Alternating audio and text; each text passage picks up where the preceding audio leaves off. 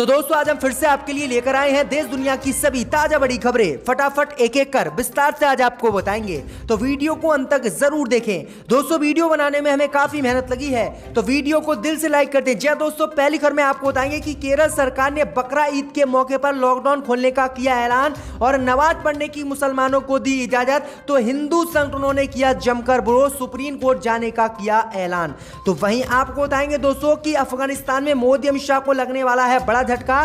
तालिबानी आतंकियों ने निर्देश किया जारी, अफगानिस्तान में भारत द्वारा बनाई गई संपत्तियों को करें तबाह। तो वहीं आपको बताएंगे दोस्तों कि विश्व हिंदू परिषद ने मोदी अमित शाह को दी धमकी, कहा हमारे मंदिरों को वापस करे केंद्र की मोदी सरकार। तो वहीं आपको बताएंगे दोस्तों कि उत्तर प्रदेश के बाद महाराष्ट्र में लागू करेगी शिवसेना सरकार जनसंख्या नियंत्रण कानून, उद्धव ठाकरे ने किया ऐलान। तो वहीं आपको बताएंगे दोस्तों कि राज्यसभा में बुरी तरह से महंगाई को लेकर घिरे मोदी अमित शाह, विपक्ष ने महंगाई को मुद्दा बनाकर भाजपा पर बोले राज्यसभा में हमले। भारी हंगामे के बीच स्थगित हुई राज्यसभा की आज कार्रवाई। तो वहीं आपको बताएंगे दोस्तों कि कांवड़ यात्रा पर रोक लगाने पर विश्व हिंदू परिषद ने जताई आपत्ति, कहा अब तो हिंदू योगी आदित्यनाथ बने हैं यूपी के सीएम, तो भी हिंदुओं को नहीं मनाने दिया जा रहा है प्रदेश में त्योहार, सरकार तत्काल ले इस फैसले को वापस। तो सभी खबरों को आपको बताने वाले हैं दोस्तों, वीडियो को लाइक कर दें। इसी बीच पर तो दोस्तों अगली खबर की ओर, तो बकरा ईद पर केरल सरकार ने लॉकडाउन को खोला, नमाज पढ़ने की दी इजाजत। तो हिंदू संगठनों ने किया विरोध, सुप्रीम कोर्ट जाने का किया ऐलान। जी दोस्तों आपको बता दें, ये बड़ी खबर सामने निकल कर आई दोस्तों कि केरल सरकार ने बकरा ईद से पहले कोरोना प्रतिबंधों में ढील देने का आज ऐलान कर दिया है। केरल सरकार ने बकरा ईद के दिन लॉकडाउन को पूर्ण रूप से खोलने का ऐलान कर दिया है, साथ में नमाज पढ़ने की भी इजाजत दे दी है। वहीं आपको बता दें कि केरल सरकार के इसी फैसले का हिंदू संगठन सहित देश के डॉक्टरों ने विरोध किया है और सुप्रीम कोर्ट जाने का ऐलान कर दिया है। जी दोस्तों आपको बता दें कि हिंदू संगठनों ने कहा है कि कोरोना वायरस को देखते हुए कांवड़ यात्रा को कई राज्य सरकारों ने रद्द कर दिया और सुप्रीम कोर्ट ने भी रद्द करने का फैसला दिया था। लेकिन आखिरकार जब कोरोना वायरस तेजी से बढ़ रहा है तो बकरा ईद पर ही लॉकडाउन को खोलने की क्यों इजाजत सरकार दे रही है? आखिरकार नमाज पढ़ने की इजाजत क्यों दे रही है जब कांवड़ यात्रा की इजाजत हमें नहीं दी गई है? वहीं आपको बता दें कि हिंदू संगठनों ने कहा है कि केरल सरकार अपने इस फैसले को वापस ले, नहीं तो हम सुप्रीम कोर्ट जाएंगे और सुप्रीम कोर्ट से इस फैसले के खिलाफ कार्रवाई की मांग करेंगे। तो ये बड़ी अपडेट आ रही है क्योंकि आपको बता दें कि मॉल और सभी जरूरी सामान की दुकान खोलने का केरल सरकार ने बकरा ईद के दिन ऐलान कर दिया है। तो ये बड़ी अपडेट आ रही है, आपकी क्या राय है इस खबर पर हमें कमेंट में जरूर बताएं और किस राज्य से आप देख रहे हैं, किस शहर से देख रहे हैं, ये भी हमें कमेंट में बताएं। इसी बीच पर तो दोस्तों अगली खबर की ओर, तो अफगानिस्तान में लगा मोदी अमित शाह को बड़ा झटका, तालिबान ने किया आदेश जारी, अफगानिस्तान में भारत द्वारा बनाए गए संपत्तियों को करें तबाह। जी दोस्तों आपको बता दें कि अफगानिस्तान से मोदी सरकार को बड़ा झटका लगने वाला है। दरअसल आपको बता दें कि अफगानिस्तान में आतंकी गुट तालिबान में बड़ी संख्या में शामिल हुए पाकिस्तानी लड़ाकों को बीते कुछ वर्षों में युद्धग्रस्त अफगानिस्तान में भारत द्वारा निर्मित संपत्तियों को नष्ट करने को कहा गया है। ये निर्देश इंटरनेशनल सर्विसेज इंटेलिजेंस यानी ISI द्वारा दिया गया है। ISI ने कहा है कि जो भी अफगानिस्तान में भारत द्वारा संपत्तियां बनाई गई हैं और भारत की जो भी अफगानिस्तान में संपत्ति हैं उन पर तालिबानी आतंकी हमला करें और इन्हें खत्म करें। तो ये बड़ी अपडेट आई दोस्तों। इसी बीच पर तो दोस्तों अगली खबर की ओर, तो विश्व हिंदू परिषद ने मोदी अमित शाह को दी धमकी, कहा हमारे मंदिरों को वापस करे केंद्र की मोदी सरकार। जहां दोस्तों आपको बता दें कि विश्व हिंदू परिषद ने आज केंद्र की मोदी सरकार को सीधी धमकी दे दी है। विश्व हिंदू परिषद ने केंद्र सरकार से मंदिरों पर अपना नियंत्रण हटाने की मांग की है। विश्व हिंदू परिषद ने कहा है कि केंद्र की मोदी सरकार को मंदिरों से अपना नियंत्रण छोड़ना चाहिए। जब केंद्र की मोदी सरकार देश में मस्जिदों और गुरुद्वारों को अपने नियंत्रण में नहीं लिए हुए है तो फिर मंदिरों पर नियंत्रण क्यों किए हुए है? विश्व हिंदू परिषद ने कहा है कि मंदिरों से अपना कब्जा केंद्र की मोदी सरकार छोड़े और केंद्र में कानून बने और हमारे मंदिरों को हमें वापस दिया जाए, क्योंकि आपको बता दें कि देश में कई बड़े बड़े मंदिर हैं जिन पर सुरक्षा सरकार प्रदान करती है और इसीलिए उन्हें अपने कब्जे में लिए हुए है, क्योंकि मस्जिदों और गुरुद्वारों में ना तो चढ़ावा चढ़ाया जाता है और ना ही पैसा आता है, इसलिए इन चीजों को सरकार अपने कब्जे में नहीं लेती है। जिस तरह से लाल किला और जो है ताजमहल को कब्जे में लिए हुए है सरकार, इसी तरह से देश के कई बड़े मंदिरों को भी कब्जे में लिए हुए है। अब विश्व हिंदू परिषद ने इन मंदिरों को अपने कब्जे कब्जे में लेने के लिए कहा है। इसी बीच पर तो दोस्तों अगली खबर की ओर, तो महंगाई और पेट्रोल डीजल पर बढ़ते दामों को लेकर राज्यसभा में बुरी तरह से घिरे मोदी अमित शाह, विपक्ष ने किया जमकर हंगामा। जी हां दोस्तों, आपको बता दें कि कोरोना संकट के बीच संसद का मानसूनी सत्र आज शुरू हो गया। जी हां दोस्तों, आपको बता दें कि संसद का जैसे ही मानसूनी सत्र शुरू हुआ, प्रधानमंत्री मोदी सहित भाजपा के सभी सांसद लोकसभा में पेश हुए तो सरकार जवाब देने का मौका ही नहीं मिला और महंगाई, कोरोना वायरस की दूसरी लहर, चीन से जुड़े मामले और पत्रकार नेताओं की जासूसी को लेकर जमकर विधानसभा और लोकसभा में हंगामा हुआ।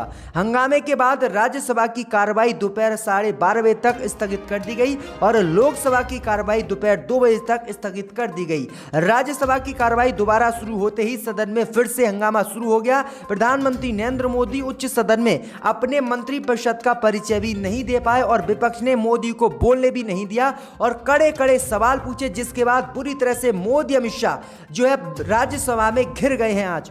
इसी बीच पर तो दोस्तों अगली खबर की ओर, तो उत्तर प्रदेश के बाद महाराष्ट्र में भी बनेगा जनसंख्या नियंत्रण कानून, उद्धव ठाकरे सरकार करेगी विचार। जी हां दोस्तों, आपको बता दें कि आबादी के हिसाब से देश के सबसे बड़े राज्य उत्तर प्रदेश में जनसंख्या नियंत्रण कानून लागू करने का योगी आदित्यनाथ ने ऐलान किया। ऐसे में अब महाराष्ट्र में भी हवा तेज हो गई है और महाराष्ट्र में भी जनसंख्या नियंत्रण कानून यूपी के बाद बन सकता है। दरअसल आपको बता दें कि शिवसेना नेता एवं सांसद संजय रावत ने कहा है कि उनकी पार्टी यूपी सरकार की जनसंख्या नियंत्रण की नीति का असर उत्तर प्रदेश में देखेगी और उसके विश्लेषण के बाद इस पर राष्ट्रीय स्तर पर बहस के लिए विचार करेगी। गौरतलब है कि उत्तर प्रदेश के मुख्यमंत्री ने यूपी में जनसंख्या नियंत्रण कानून 10 साल के लिए लागू करने का ऐलान किया था और कहा था कि जो 2 बच्चे से ज्यादा बच्चे पैदा करेंगे उन्हें सरकारी नौकरी नहीं दी जाएगी और ना ही उन्हें चुनाव लड़ने दिया जाएगा। अब यही स्थिति महाराष्ट्र सरकार भी अपना रही, तो महाराष्ट्र में भी जनसंख्या नियंत्रण कानून बन सकता है आने वाले समय में। इसी बीच पर तो दोस्तों अगली खबर की ओर, तो कांवड़ यात्रा रोकने पर विश्व हिंदू परिषद ने जताई आपत्ति, सुप्रीम कोर्ट सहित मोदी सरकार पर बोल दिया हमला। जी हां दोस्तों, आपको बता दें कि विश्व हिंदू परिषद की केंद्रीय बैठक में अंतिम दिन प्रस्ताव पारित किया गया है कि आने वाले दिनों में देशवासियों की कोरोना की तीसरी लहर से रक्षा, जबरन धर्मांतरण पर रोक व मठ मंदिरों की मुक्ति के लिए अभियान चलाया जाएगा। इसके साथ ही विश्व हिंदू परिषद ने यूपी और उत्तराखंड में कांवड़ यात्रा पर रोक पर पुनर्विचार की सरकार से मांग की है। विश्व हिंदू परिषद ने कांवड़ यात्रा पर सरकार के रोक लगाने का जमकर विरोध किया है और कहा है कि अब हिंदूवादी नेता मुख्यमंत्री हैं, फिर भी आखिरकार हिंदुओं को अपने त्योहार मनाने की इजाजत क्यों नहीं दी जा रही है। कांवड़ यात्रा पर आखिरकार सरकार ने क्यों रोक लगाई है। विश्व हिंदू परिषद ने कहा है कि योगी आदित्यनाथ सहित और उत्तराखंड के मुख्यमंत्री को तत्काल कांवड़ यात्रा से रोक हटानी चाहिए और कांवड़ यात्रा को देश में निकालना चाहिए। तो ये बड़ी अपडेट आ रही है किस तरह से ये हिंदू संगठन पगला गए हैं, कोरोना वायरस की भी इन्हें फिक्र नहीं है। इसी बीच पर तो दोस्तों अगली खबर की ओर, तो उत्तर प्रदेश में गठबंधन करेगी कांग्रेस पार्टी, प्रियंका गांधी ने किया ऐलान। जी हां दोस्तों, आपको बता दें कि कांग्रेस की राष्ट्रीय महासचिव और यूपी प्रभारी प्रियंका गांधी ने आगामी उत्तर प्रदेश में विधानसभा चुनाव में जीत निश्चित करने के लिए रणनीति तैयार कर ली है। वहीं 3 दिवसीय लखनऊ दौरे के आखिरी दिन रविवार को प्रियंका गांधी ने कार्यकर्ताओं से मुलाकात की और इस मुलाकात में पत्रकारों ने जब प्रियंका गांधी से पूछा कि उत्तर प्रदेश में वह किसी अन्य पार्टी से गठबंधन करेंगी, तो प्रियंका गांधी ने कहा है कि यूपी में बीजेपी को हराने के लिए उनके लिए सभी विकल्प खुले हुए हैं।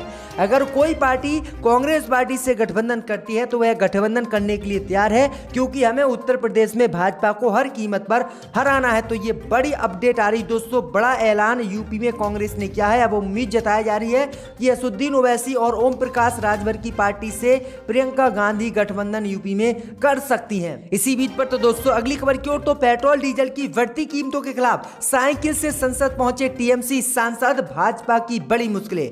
जी दोस्तों, आपको बता दें कि टीएमसी के कई सांसद पेट्रोल डीजल और अन्य वस्तुओं की बढ़ती कीमतों के विरोध में आज संसद तक साइकिल चलाकर गए हैं। पार्टी के लोकसभा एवं राज्यसभा सदस्य सुबह 10:15 बजे से प्रदर्शन वहां पर कर रहे हैं। जी दोस्तों, आपको बता दें कि टीएमसी ने पेट्रोल और डीजल की बढ़ती कीमतों के खिलाफ जमकर भाजपा को घेरा है। टीएमसी ने मांग किया कि भाजपा पेट्रोल डीजल पर दाम कम करे और जो देश में महंगाई बढ़ रही है उसको भी कम करे। तो ये बड़ी अपडेट आ रही है, जमकर विरोध साइकिल चलाकर टीएमसी के सांसदों ने जताया है।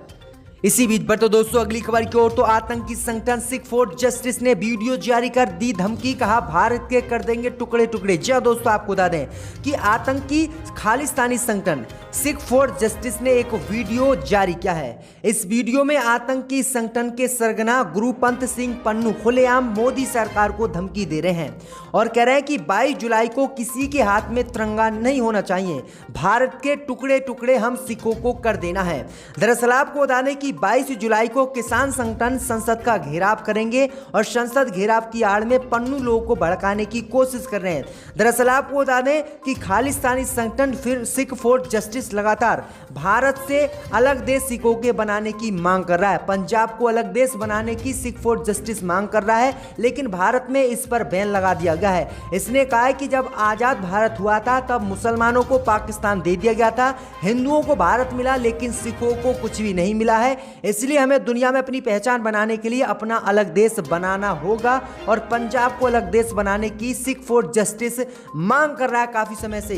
तो ये बड़ी अपडेट आ रही, वीडियो जारी कर ये बयान जारी किया है। इसी बीच पर तो दोस्तों अगली खबर की ओर, तो बंगाल में बीजेपी की हार पर बोले शुभेंदु अधिकारी, भाजपा के कुछ नेताओं ने डुबोई पार्टी की नैया। जी हाँ दोस्तों, आपको बता दें कि पश्चिम बंगाल विधानसभा चुनाव में बीजेपी की हार के बाद पार्टी के नेताओं में विवाद जारी है।